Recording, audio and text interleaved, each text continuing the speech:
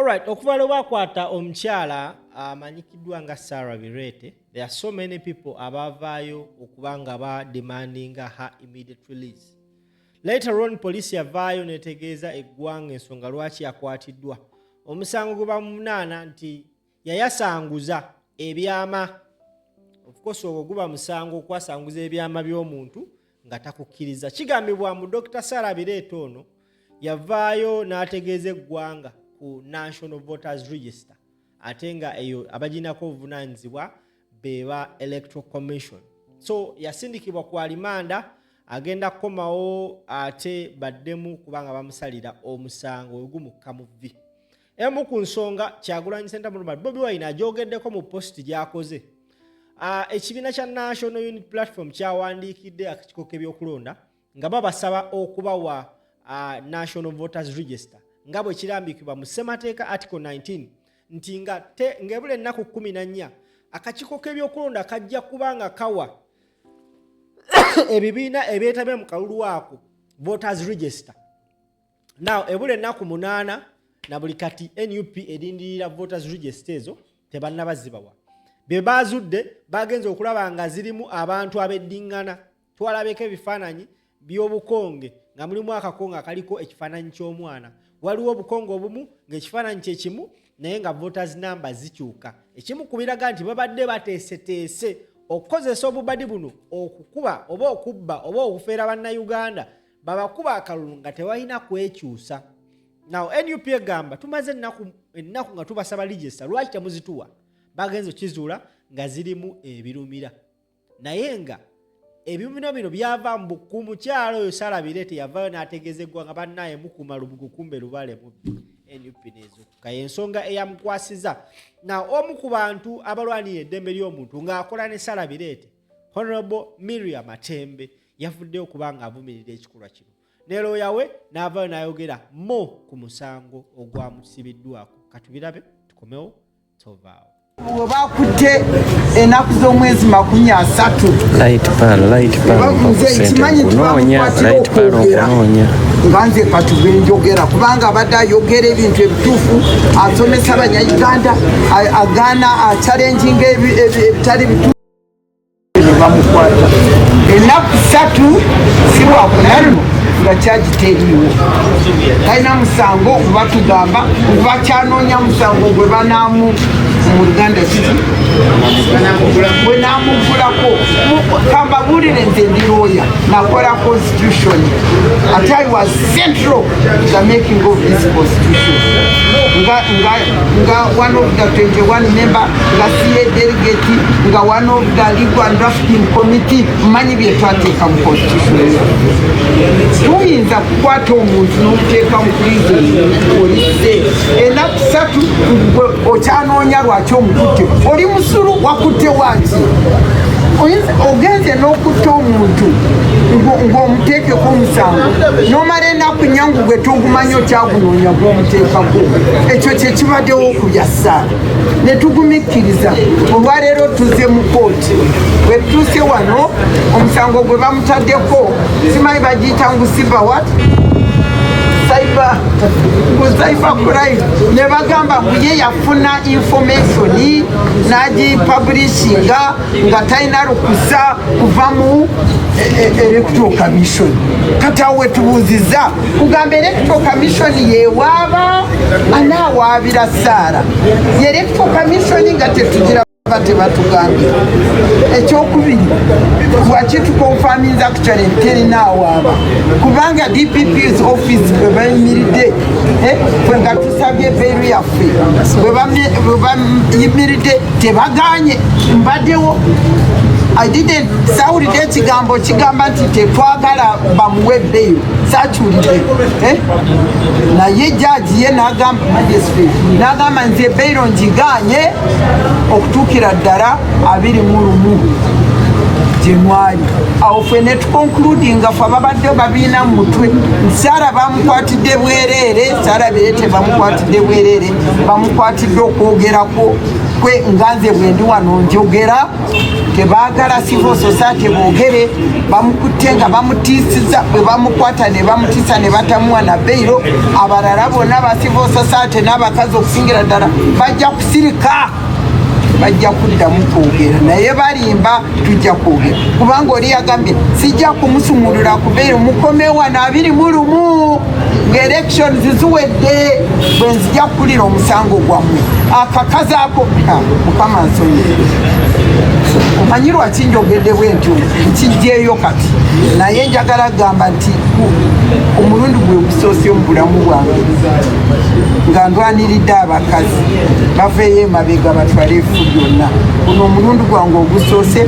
okuretinga okwefuuza mukiyita kimu okwejusa nti oba lwaki nalwanirira abakazi kubanga ntunuulidde ku mukazi oli atudde wali kumanya bambe nti n'obwesige tebumulimu ate olowooza ye alinga mashini baswikinga ofu kyekola kyekyo baswikinga onu edda eri abamukwata ne balagira ogwo omulamuzi omusumulula kati twonoona ebiseera byaffe byonna tuli wano omukazi n'atuula wali what do they call it?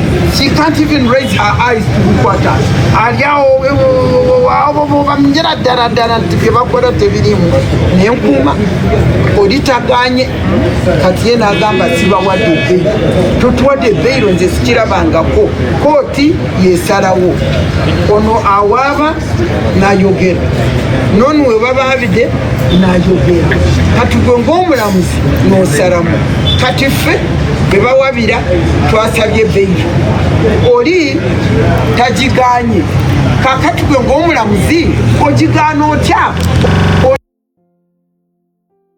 banange musuubira kimbalamuziye oba bwe batyo bwe bali kyokka enaku enkutte kulaba nti gavumenti ekozesa abakazi etwalwanira kukola ebintu byeyo naye nze njagala kukubira omulanga abanyayuganda mwenywedde bless yourselves ne tulimu bizibu nnyo ate njagala kugamba Saara togwamu maanyi tozirika togwamu maanyi ekigambo kya Katonda kigamba nti bwoba oyimirira ku mazima Katonda ayimirira naawe kubanga you know righteousness and justice zentebe ya Katonda watuula nolwekyo bwoba olwanirira justice ne fairness ebyo Saara Katonda just manaza tumanya nze njagala kwogera ebintu bya Saara anywere tumanye oba oli awo singa tebamukutte ne bamusiba oba oli awo mu nnaku zino zetulimu bye mulaba byonna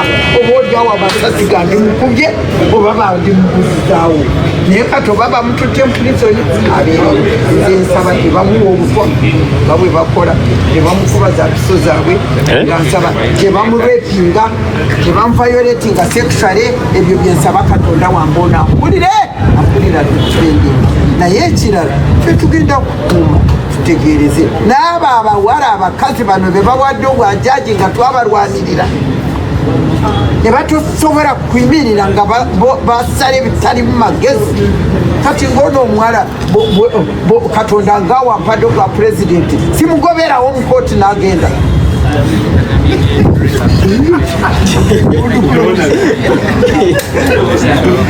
Meya tuwe mutita mu bwangu. Okay. Muganda. Okay. Ensala y'omulamuzi mwenga. Kibi nnyo. Amon.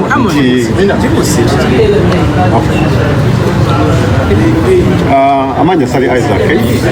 Ndi mulwanyizi wa ddembe ate ndi politician. Kibi nnyo ekibadde olwaleero ekyokubeera nga basaze omusango mu ngeri eno nze mbadde nsuubira nti nno Saara bagenda muwulirizinga olw'okuba nti nno abantu baleese ng'okumuyimirira bantu babuvunaanyizibwa bonna naye basoose ne batunuulira nga engeri bano babadde babuvunaanyizibwa ne bagamba nti katunoonye ekirala kubanga omwami wa gavumenti ye tabujectinza actually ye agize naye judge n'avaayo ye n'abuject terminatinga kino kiraga nti waliwo order oluusi ezikolebwa misango nga gino ng'ate tulaba abasibe bangi nnyo abali mu makomera naye nga bali eyo kubanga balinda akalulu kono okugwa bwatuwulira bakireewo ba smart baidi mutwe bonna bali eyo olwokubanga baagala babeereyo paka ng'akalulu kawedde so kibi nnyo zino judiciary ekozeseddwa mu ngeri etategereka naye tubasabira nti bajja kubeera bulungi Sali Isaac K.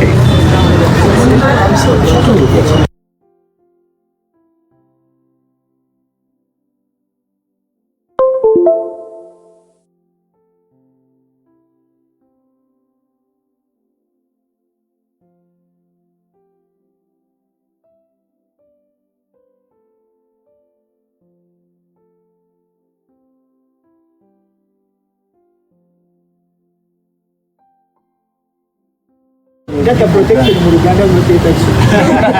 Okyogera mu Luzungu. So what do you want me to say? English, start with English. What happened in What was the case about? What was she being charged of? And what was the decision of the court? What is the implication? Okay. That covers everybody, right? Yes. Fine. Dr. Sarah Bireete has been charged with the offense of unlawful obtaining or disclosing of personal data contrary to section 35 of the Data Protection and Privacy Act. The state has indicated that investigations are still ongoing. We therefore applied for bail and presented substantial sureties. The state prosecutor indicated that she needed time to respond to our bail application. With our great shock and surprise, the court has adjourned the matter to the 21st of January 2026 for the state to respond. In other words, the state has been given a whopping 20 days to respond to a bail application. I've never seen in such a situation where the state needs 20 days to respond to a bail application. And it's very unfortunate. It contravenes the Constitution, even the bail guidelines, which were enacted by the Chief Justice, that the bail application should be handled in a timely manner, and therefore we are disappointed that the court has granted a very lengthy and obviously unnecessary adjournment for the state to respond to a bail application. And therefore, as far as we are concerned, our client Dr. Sarah Bireete has been sentenced to 20 days of imprisonment. We cannot call this ordinary remand. This is a sentence that does not involve due process. Our client has been sentenced to 20 days imprisonment until the 21st of January. Muruganda. That's Muruganda Council. Tutasoma mu Luganda kireke mu Luzungu.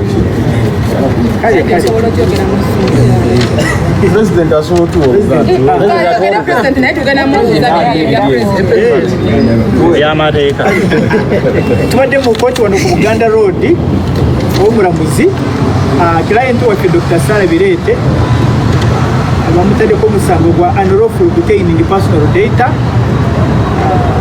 State government egamba ngu waliwo voters information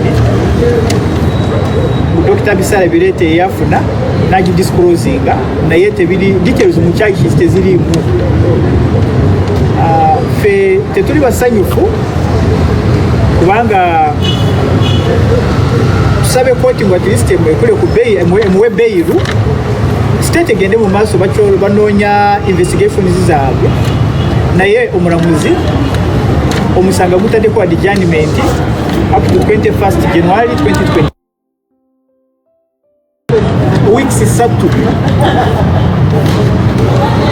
corresponding ku bail application yaffe naye ekyo kimenya ssemateeka w'eggwanga kati tuli basanyufu ate tulowooza ate tusaba judiciary etuyambe abalamuzi bonna bamanye mu ssemateeka eri above all of us ne judiciary balina ku respecting a rule of law ne bafollowing a constitution. Omuntu tosobola kumuteekako remand y'ebiro 2 onowa state obudde corresponding ku bail application. As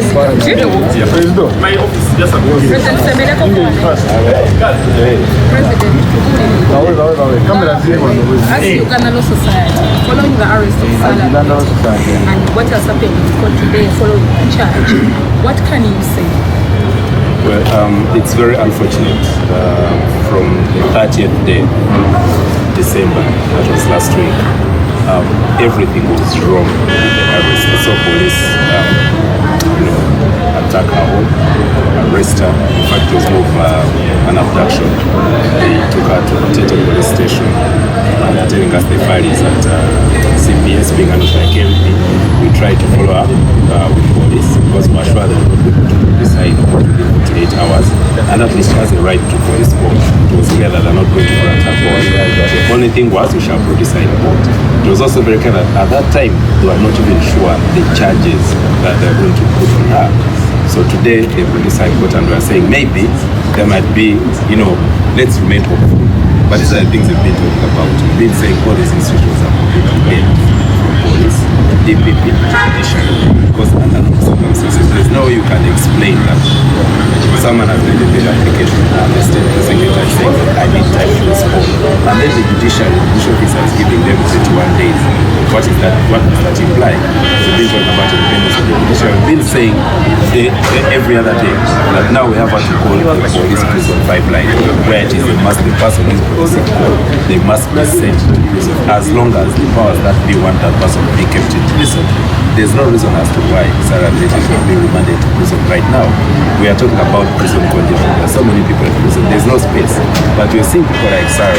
Even the charge they put on her that she has shared information under the data protection act. Sarah has not killed the person. It is not an offense that is that bad. But her being outside, having her freedom will be affected, or the case will be affected in any way. First of all, the state says the investigations are still ongoing. So if the investigations are still ongoing in the first place, how do you arrest the person? You've arrested them in court. Why do you even have to object? She did not object, but under normal circumstances, saying I want an adjournment, I cannot respond now. Why is it that the law is not applied equally? Why is it that the judicial officers, the court, does not favor the citizens? It rather, it's like they're working in the interest of the state. It's what the state wants. And this is a guy of God for Uganda. The guy got all the members. On behalf of the Uganda Society, Miria Matembe, we are very disappointed in the judiciary itself. Judicial officers are lawyers like us, but the fact that judicial officers are being used by the state to abuse the rights of citizens is so absurd, and it's a shame to all of us. We need to do better. As the National Bar Association, we really condemn that in the strongest terms possible, and we call upon the judiciary to step up and be different. Let them do their duty. Let them do what they're supposed to be done while they are sitting there, while they are taking taxpayers' money. It is such a shame that a simple thing like that, we are finding the state, because Sarah has to be inside prison, they are using the same channels. The institutions that should be protecting the citizens are the same that are being used to trample their rights. So we are very disappointed. We are not comfortable with what is happening. And again, I'll repeat this, we've seen this happen today. Today is Sarah, tomorrow it will be someone else. At the end of the day, we have the institutions that will not work, that will not follow the human rights-based approach, but rather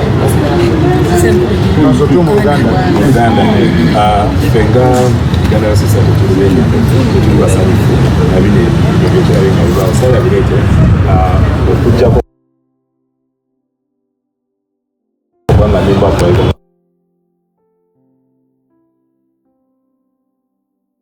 Atabukidde bamulese